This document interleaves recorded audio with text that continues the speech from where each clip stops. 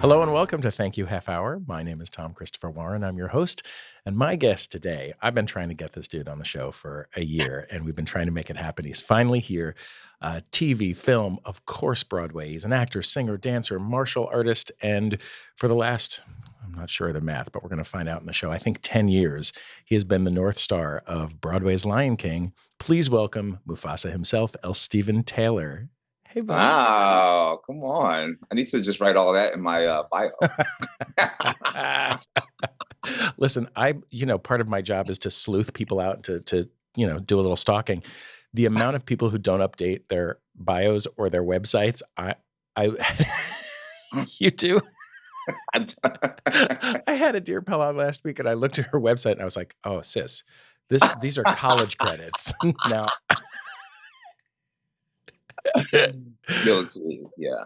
Yeah. hi, welcome. Hi. How you doing? Good. And thank you for your patience and not giving up on having me on the show. I'm a big fan of the show. So I'm never going to give up on you.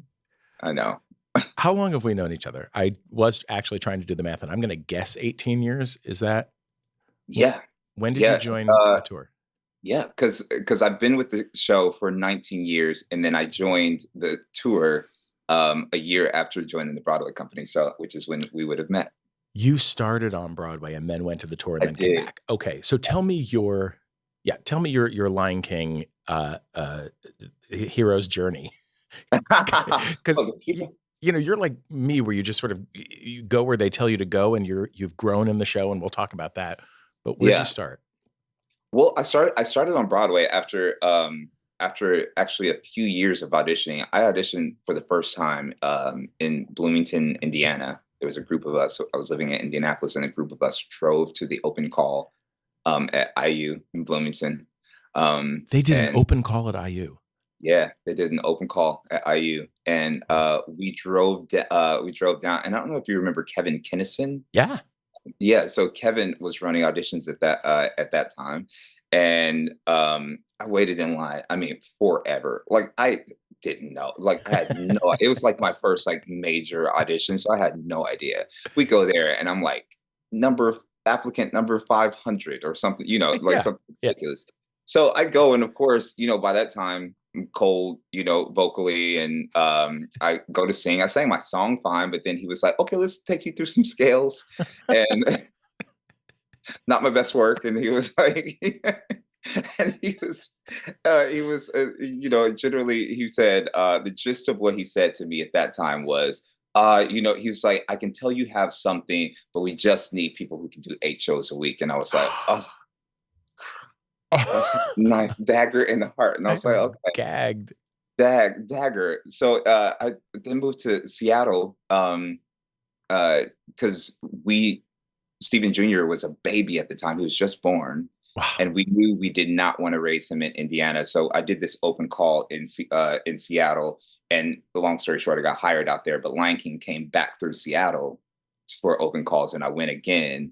And Kevin was there again. And he recognized me. This is like a Yeah. year and a half later. And he recognized me. He was like, "What are you doing out here? Where do I know you from?" And so I went through the whole story. He was like, "Are you feeling better today?" The shade of it all.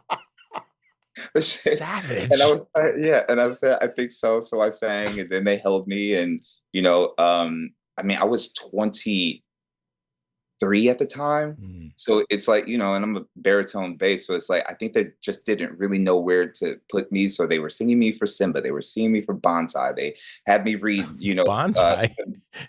You're a like tall ass bonsai. a tall exactly. But like just like everything. And then um they told me that they were interested in me. I didn't get cast from that audition, but they did cast me into the Lion King school, if you remember, when they were doing back when they were doing that. I do. Yeah, so I went to the Lion King school in San Francisco. um What? yeah Okay, I don't and think I know anyone else that I know of who went through the school who has, like, told me about what it was. Now, I helped with the Cub school with the kids, okay, but yeah. what was the adult school like? I mean, it was interesting because it's for us. It was like a week long boot camp, and Okay. you don't. There were I want to say there were 12 of us just from all over the country who went to this boot camp, and it was in San Francisco, and that's where I saw the show for the first time, and actually where I saw Rufus Vance Jr. as Mufasa, who is now Stop our it. executive director. Yeah. But we saw the show there, and they have somebody come in, and it was Ron Kunene, who was one of our Mhm. longtime cast members, and original company member. Yeah. Uh, Um, is he I think Ron original? was original, yeah. Yeah. And he taught us, South African history. Mhm. You learn, the the Zulu click system. Mm. You learn the South African national anthem and a few other South African, specifically Zulu songs, that are in the vein of the characters that they were having you Uh-huh. that they were looking at you for, but nothing from the show. And then it culminated in a presentation for the creative team. And so it was Ants was there. It was What? Murray. It was Colin at the time. Yeah, we presented, and then from there they made a cut, and they called me back. Murray looked at my resume and she was like, "Oh, so you're a dancer, huh?" And I'm dressed to sing. Like at that point, I know that they're looking at me for Mufasa, Sure. uh, and so I'm dressed as such. Trying Yeah. to age myself up a little bit. So I have on, a collared shirt, khakis, and Murray had me dance. She had me do ibongas across the No. floor.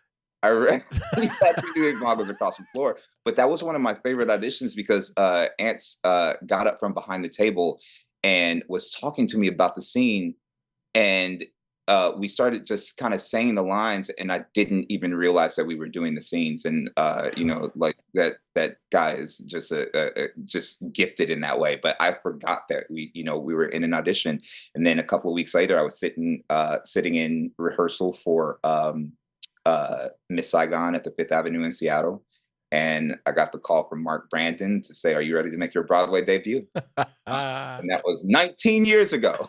That I know I'm at 22. I don't like Wow. Yeah. where has it Yeah. gone? Where? So you Yeah. that would have been the Gazelle tour, right? And Ants, we're I talking was, about Ants. Anthony Lynn at the time was the yeah. resident director of that particular tour, and currently is the global associate grand poobah in charge of all things acting in Lion King. Yeah. Yeah. Yeah. I mean, that's the thing. The people with this show who have true history with it, right? Obviously the original creatives, but the people who have come in its early years and maintained it over the Yeah. last almost Oh, 3 decades. What did you just celebrate? 27? The yeah. show in New York? Yeah, 27 years.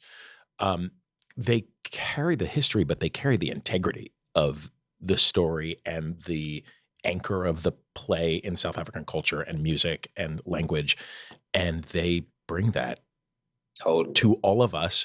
They bring it globally to all of the productions. I mean, it's really kind of unlike any other phenomenon, I Yeah, think. and I think that it's kind of necessary to the success of the show to have people with that type of attachment still Yeah. attached to it. You know what I mean? Because so then it's not, you're not playing a game of telephone where it's kind of lost in translation. You're getting it from the source. You know what I mean? Yeah. I remember Um, years ago, when I was resident directing one of the tours, we hear a lot of Julie Taymor's information, but not from her necessarily. She's not as hands-on, obviously, as she was in the early years, but she comes and goes periodically. And we keep hearing Julie says, Julie thinks, Julie knows.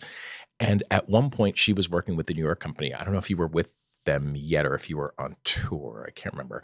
But I was on the road and I said, well, can all of the resident directors come and sit and watch her and hear, like, literally from the source, this is yeah. what my original thought was. This is what my original concept was. This is what so and so thought when we had a discussion about blah blah.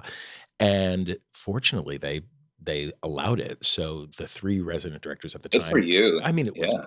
wild. And of course, it was the same information we were getting filtered, but it just hits different when it's Yeah. from, and sometimes Julie would go, "Oh, yeah, I did say that. I don't know why. I'm in a different place now, so don't get married to it." So Yeah. it was very freeing in a way as Yeah. well. Yeah. she's also, she's so smart and she's so creative and she's definitely, an artist. So sometimes you're getting information and you're trying to process it or you're hanging on to old information and she'll come in and she'll go, let that go, let it go. Let it go. Yeah, It's a yeah, new yeah, day. yeah, yeah. Um, yeah, it's wild. I'm here's what I've been thinking about, in prepping for this with you, this chat. You have literally grown up as Mufasa in the show. You started as a kid and with your own kid, but a baby, right? Yeah, At the time you joined the show, Boogie was a toddler, yeah, and he is now a full grown ass man who is an yeah. artist in his own right. And we'll talk about that too. But you've become the moral compass of this show, certainly in the Broadway company, and you started as a kid. Have you clocked any of that? Was there a moment where you were like, "Oh, I'm one of the longest running cast members, and I'm playing the North Star of the show, and I'm a man now too, not 23 anymore." How does that hit? I mean, yeah, I definitely sit with it. Especially recently, I've been sitting with it more, especially as Stephen Jr., aka Boogie, is a grown man. But it's like, I didn't know what my journey with the show was going to be. I was only supposed to be a temporary replacement. Like I was supposed to be there for 6 months, and I was understudying Mufasa. I learned the show in 2 weeks. You know what I mean? Everything seemed very temporary, but it was like, okay, we feel like we're being called to New York. We got to go to New York, right? Even if it's only for 6 months, like we have to go to New York and then we just figure it out from there. So, Mhm. I mean, I didn't really have plans with the show. Who did you cover? Did you cover Alton at the time? Yeah, I covered Alton. And I was, there covering somebody in the ensemble who had booked a TV show and was always coming back. Yeah. And so I just didn't know, Yeah. and then before I knew it, like here I was, I mean, I started when I took over Mufasa for the first time on the tour, I was 25. And Not long after.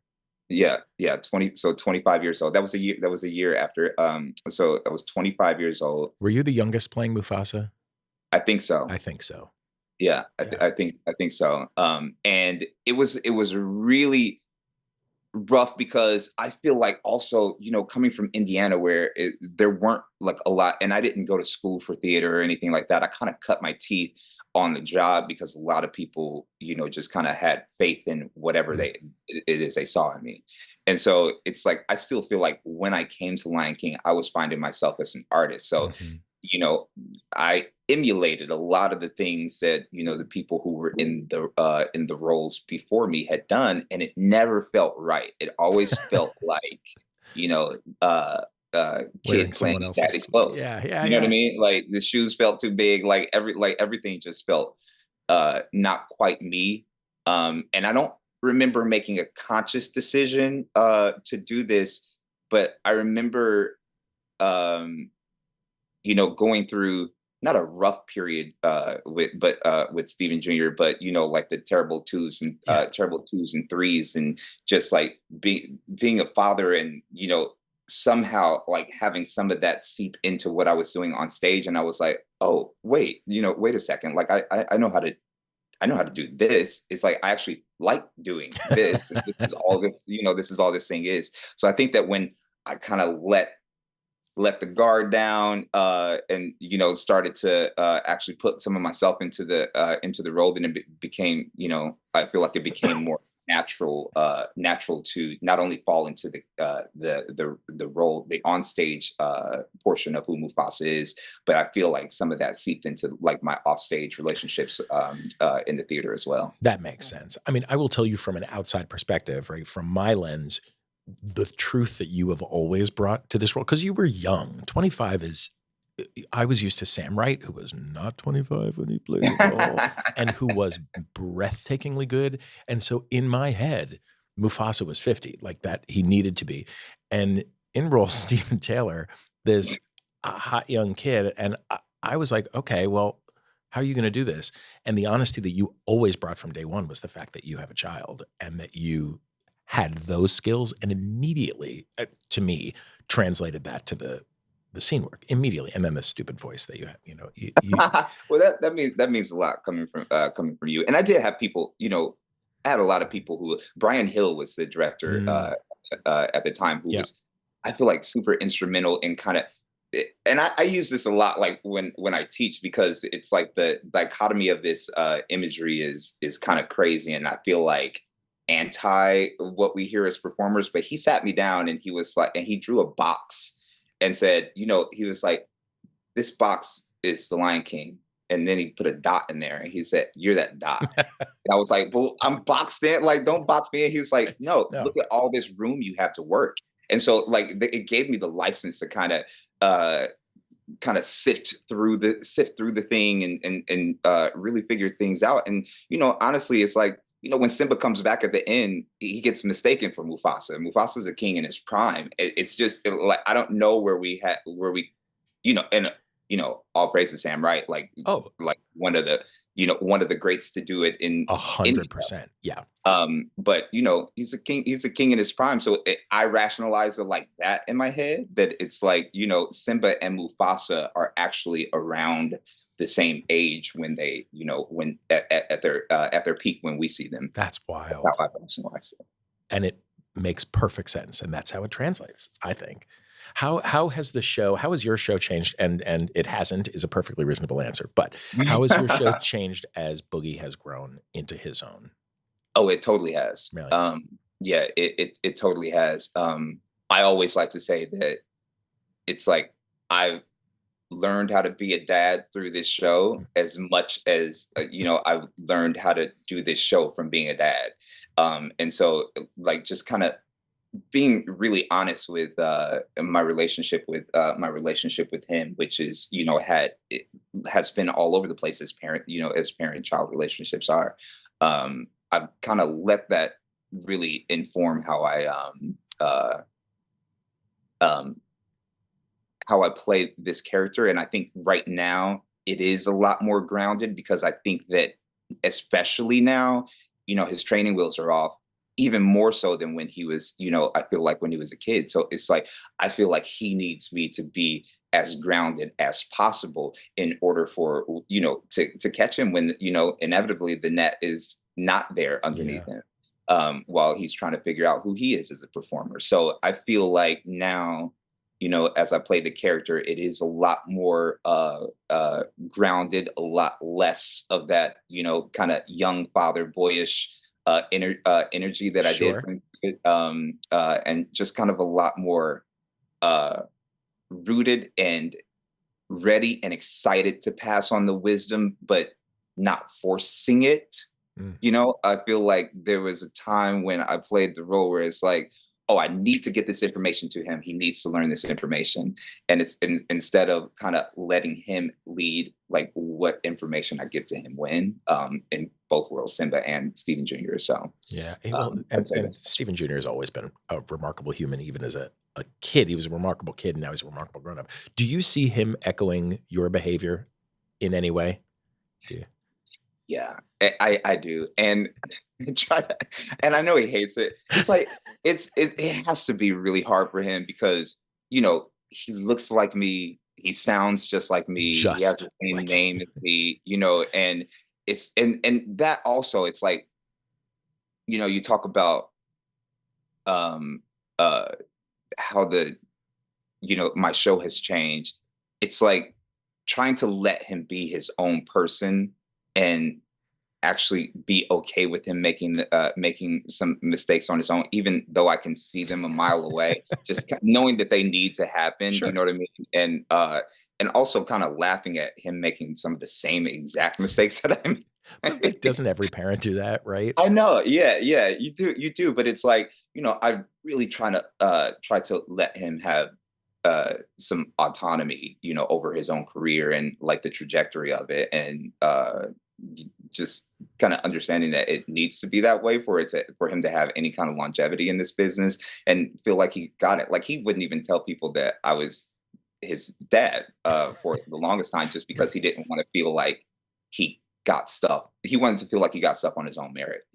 I mean, Um, that kid's talent is undeniable. There is nobody who's gonna say that nepotism played any part in his success, because I can't wait to see what goes on with him. do you remember coaching? Do you remember coaching him or no? No. Do you Wait, not remember? I hired you to coach him for his high school it was auditions. high school. That's right. Yeah, that was his high school. That was his high school performing arts audition. I So do remember that. yeah. I mean, and to just I remember he had something from school posted online, and I played it for Adam in the car, my husband in the car, and so he couldn't see it. It was just, through the sound system. He's like, "Oh, wow. Elle Stevens sounds really awesome." I said, "Yeah, that is his little boy." And his head exploded. It was like Boogie's, maybe it might have been his senior year. Yeah, Wow, yeah. I mean, just that is the kid funny. is incredible.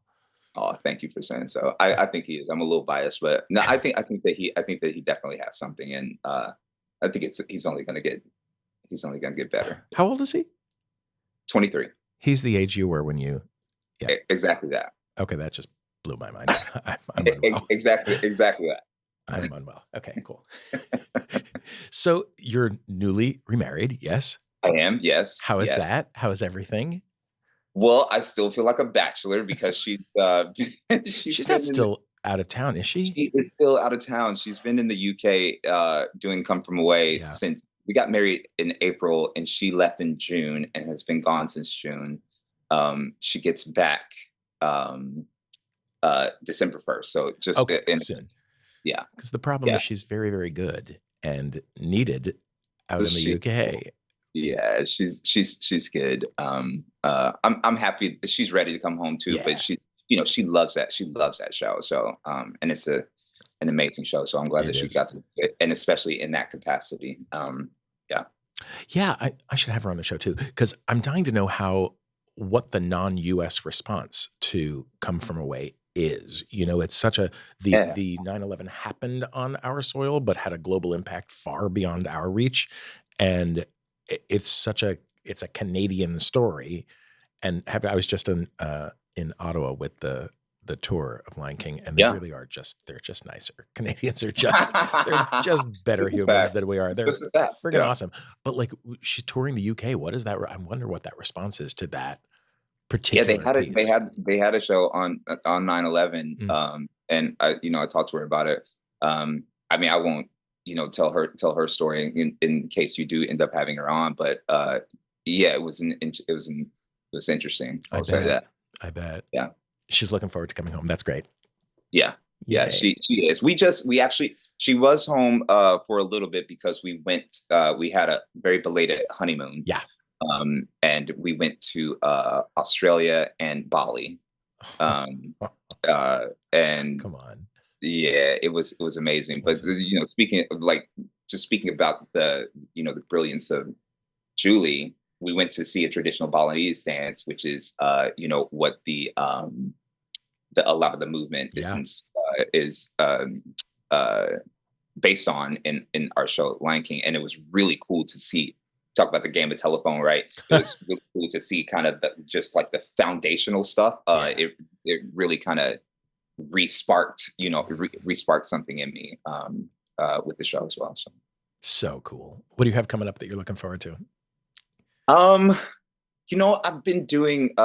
actually been doing a lot of writing. Really? So yeah, so I am looking to film something that I've been working on for a few years. It's that I'm finally, coming to a place where I feel like it's ready to do so. So I'm starting scouting some locations and teams and Nice. yeah, yeah. Um might be reaching out to you about some things if Don't you're tease me. around. What Yeah, made but you go, "Oh, I have something to write. I have something to tell."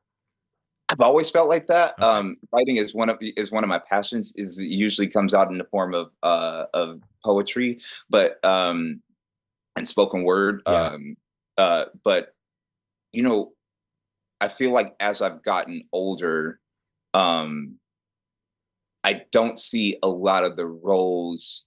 I don't see myself represented fully in a lot of the roles that are written for TV and film specifically, and on Broadway, honestly, Sure. that are as layered as I feel like as I am. It's like I feel like the archetype of somebody who's black, cis het, 6'3", is it's out there, Yep, you know yep. what I mean? And one of two, one of two things, but it's like that middle portion is what I like to, uh is what I'm playing with right now. So I'm just starting to write the roles and stuff that I want to see for myself, and honestly just see represented on TV, Hell yeah. um, for Black men specifically, Mhm. that are not, you know, the Tropes.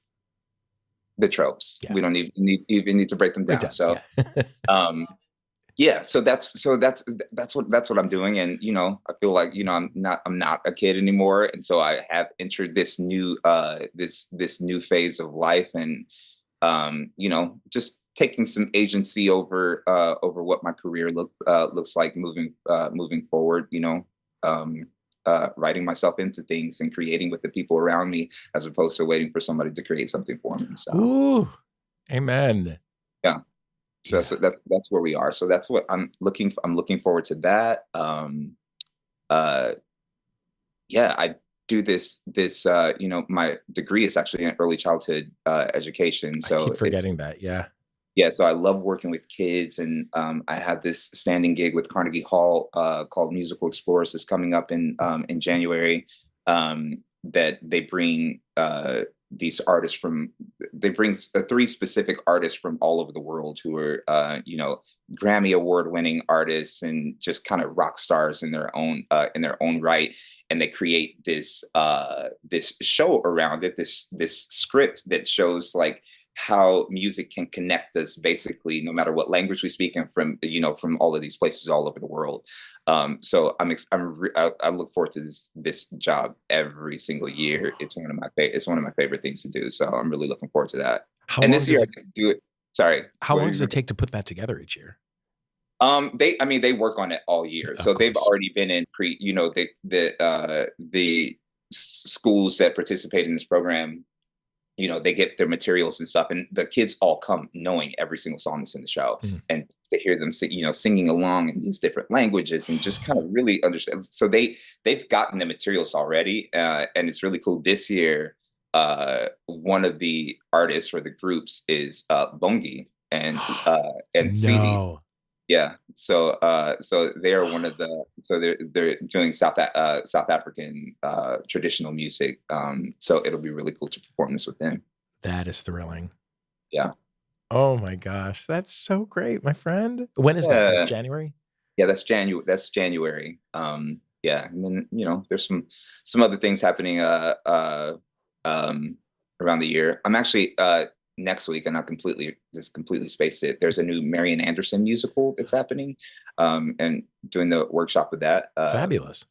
Yeah, so that's exciting. That's exciting too. I mean, we could do a whole nother show on balancing life and a Broadway schedule, an 8 show a week schedule in New York. You know, because I've had, I got a lot of performers on the show. I know a lot of performers, obviously, and I'm on tour, and just the life difference between doing the show in New York and Oh, doing the it's show on the road.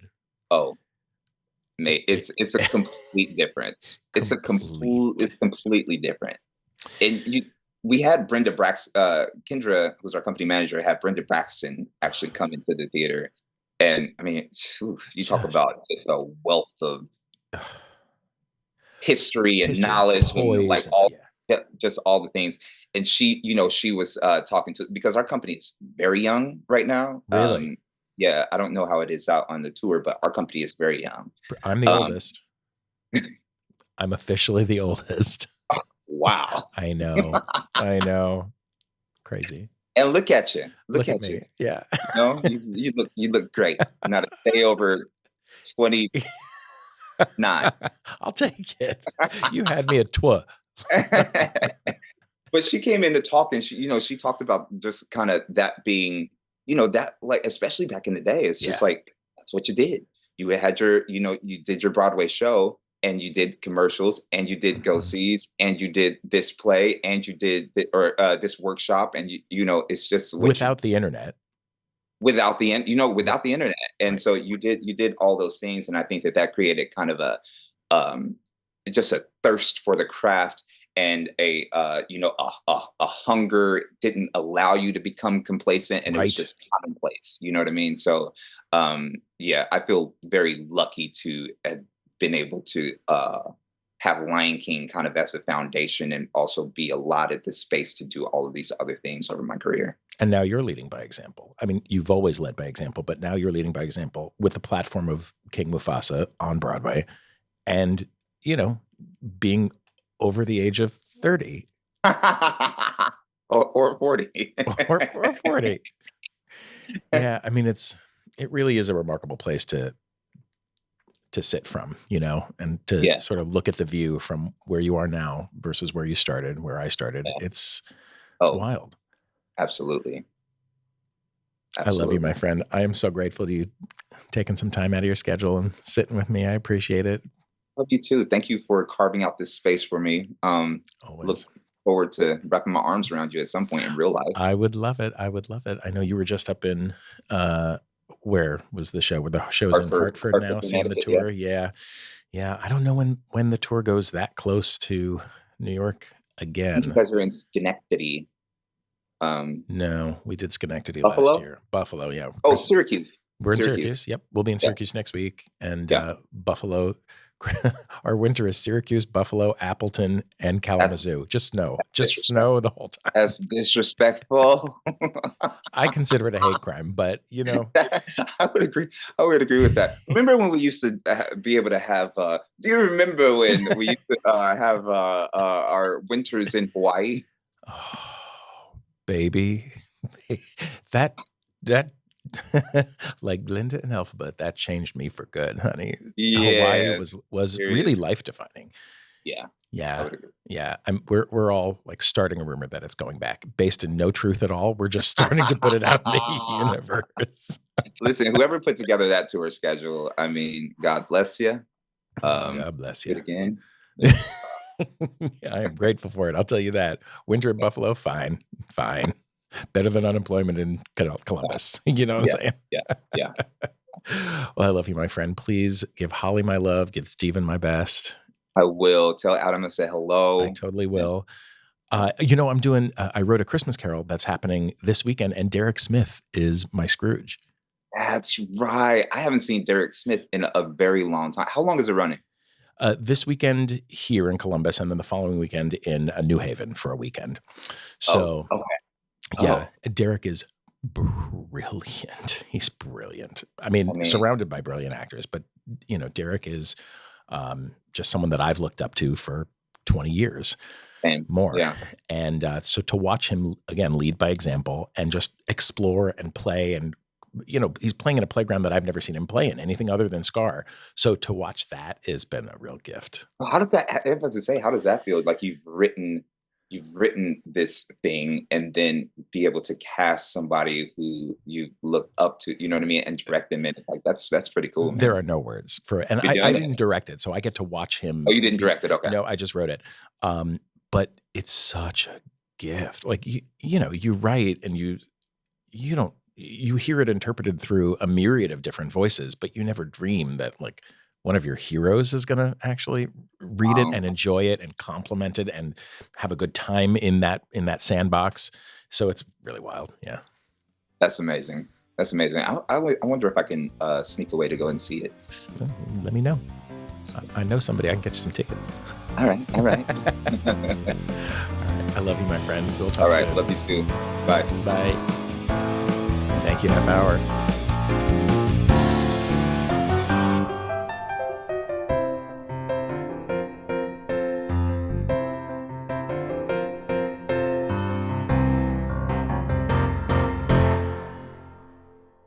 Boxland Media. Think big.